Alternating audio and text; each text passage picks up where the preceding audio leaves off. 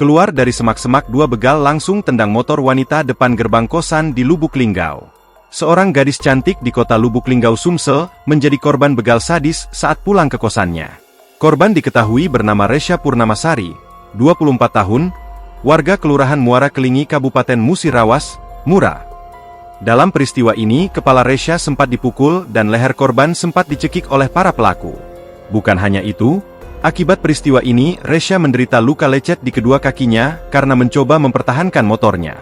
Peristiwa pembegalan ini terjadi di depan kosannya di Jalan Haji Majid Lorong Klinik, Yayasan Keluarga Kelurahan Tabah Pingin, Kecamatan Lubuk Linggau Selatan pada Senin 21 Oktober 2024 malam, sekira pukul 20.30 WIB.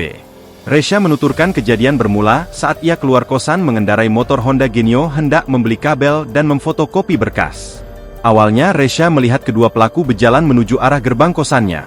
Karena melihat ada orang, kedua pelaku itu duduk di bedeng depan kosannya sembari melihat situasi.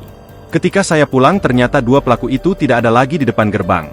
Kemudian ketika saya sudah masuk gerbang, tiba-tiba dua pelaku keluar dari semak-semak depan gerbang, ujarnya. Kedua pelaku mengejarnya, dan satu pelaku langsung menendang motornya hingga terjatuh. Sembari ketakutan, Resya sempat melawan dan sembari berteriak minta tolong. Namun, karena suasana kosan sepi dan jarak kosan menuju gerbang cukup jauh, tidak ada penghuni kosan dan warga sekitar yang keluar waktu itu.